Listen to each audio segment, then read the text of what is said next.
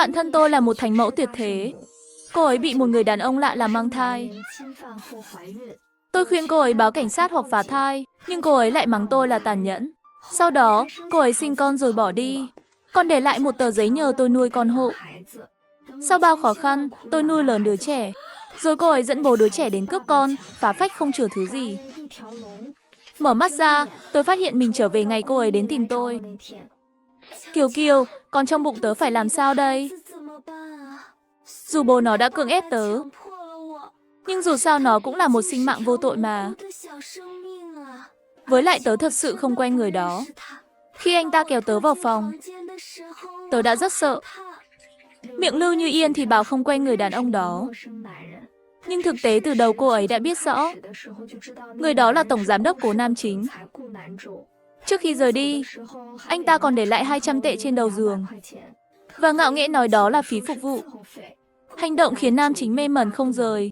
Giờ cô ấy lại tạo dựng hình tượng nạn nhân, chỉ để hóa thân thành thánh mẫu mà thôi. Kiều Kiều, sao cậu không nói gì vậy? Tớ rốt cuộc nên làm gì đây? Làm gì hả Lưu Như Yên? Chẳng lẽ cậu định báo cảnh sát hoặc phá thai sao? Đây là một sinh mạng đang sống đấy. Với lại mọi chuyện đã xảy ra rồi. Báo cảnh sát sẽ hủy hoại cả cuộc đời người đàn ông đó. Trong chuyện này cậu cũng có lỗi. Đêm khuya cậu đến khách sạn làm gì?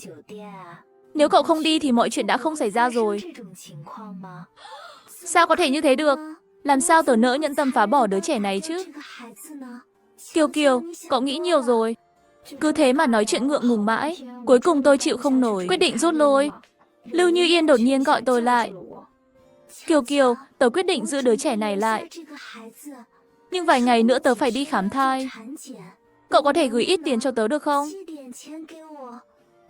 Mấy hôm trước, tôi nghe nói trại trẻ mồ côi lại có thêm mấy đứa trẻ.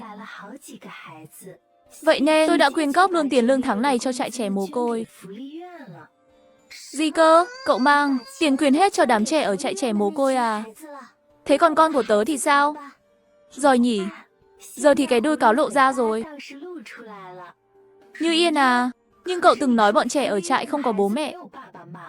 Chúng ta giúp được gì thì chúng sẽ hạnh phúc hơn chút mà. Với lại, con trong bụng cậu thì đã có cậu rồi. Chúng ta không thể ích kỷ như vậy được. Kiều Kiều, tớ không có ý đó mà. Chỉ là giờ tớ thật sự không còn tiền nữa. Hết tiền, sao có thể chứ? Cả hai chúng ta đều làm việc ở công ty Cố Thị. Lương cơ bản mỗi tháng cũng phải 20.000 tệ.